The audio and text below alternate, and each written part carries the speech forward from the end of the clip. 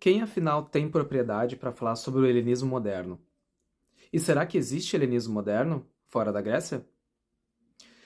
Levando em conta que helenismo é são as tradições ancestrais, indígenas do povo grego, como é que eu, ou tu que está assistindo aí, ou qualquer um que produz conteúdo aqui no TikTok ou no Instagram, enfim, na internet, que não seja grego, que não faz parte daquela cultura, como é que nós podemos ter tanta propriedade para dizer o que pode e o que não pode?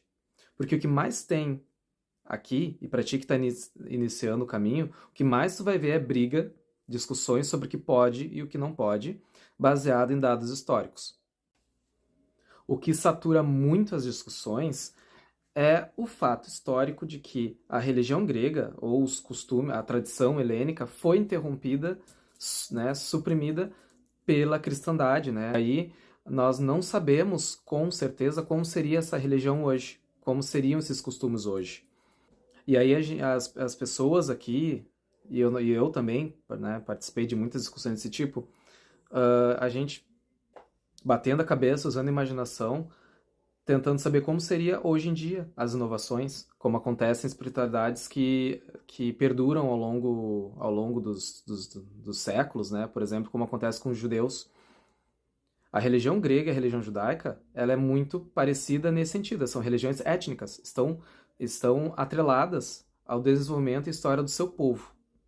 Então, para nós é muito difícil saber como seria o helenismo hoje. Nós sabemos como parou, como era o estado dos cultos no mundo antigo, mas não podemos dizer com certeza como seria hoje.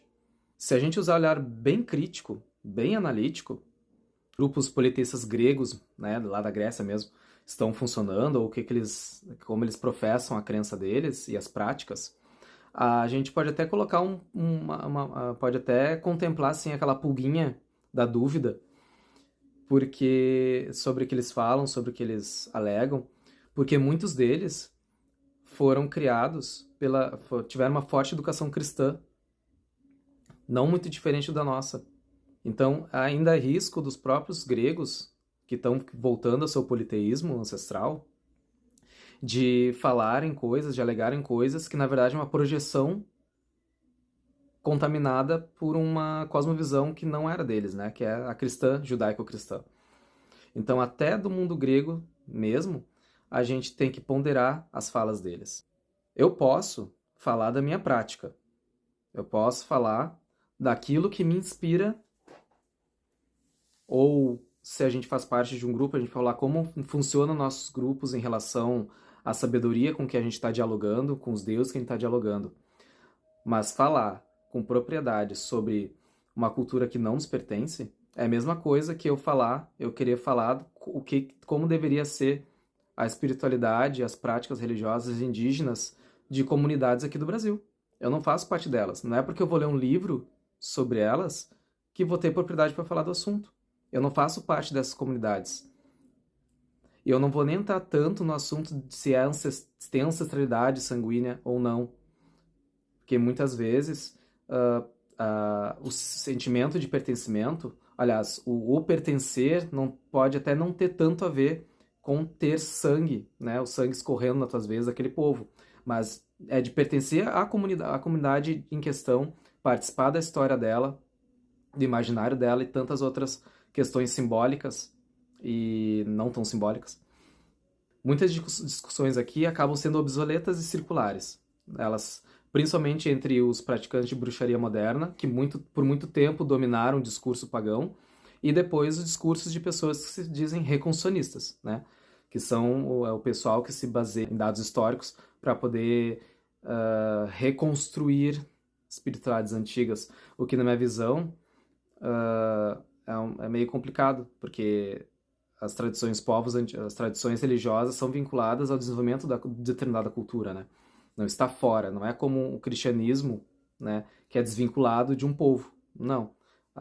Muitas religiões antigas, elas não têm nem palavra, não têm nem termo para a religião, porque é uma coisa que faz parte da vida deles, do povo deles, dos costumes deles. Então, mais uma vez, quem somos nós? Tanto bruxos, quanto helenistas, quanto, sei lá, o grande sacerdote da 10ª vara dos magos brasileiros, tem propriedade para falar de helenismo moderno? O helenismo está na moda e todo mundo quer falar do helenismo. Seja para poder ganhar curtida, visualizações, ou porque quer, sinceramente, ajudar as outras pessoas a chegar perto dos deuses, de acordo com as tradições ancestrais, o máximo possível, ou muito pelo contrário, falar de helenismo para dizer o quanto não vale a pena seguir o helenismo. Nós temos uma galera que é meio paz e amor, o que vale a intenção, o que tu vai fazer tá bom pros deuses, ou o pessoal que tá escrito lá num dado histórico de sei lá da onde, que era assim e deu ponto final. Cada um puxando a brasa pro seu assado. Ninguém aqui é 100% neutro na forma que trata as informações históricas. Todos estão seguindo o que convém, né, para aquilo que acha melhor, para poder valorizar aquilo que está fazendo, legitimar aquilo que está fazendo. Cabe a cada um de nós ponderar sobre os conteúdos que a gente está consumindo nas redes, usando a divina inteligência, a divina razão que os gregos tanto falavam.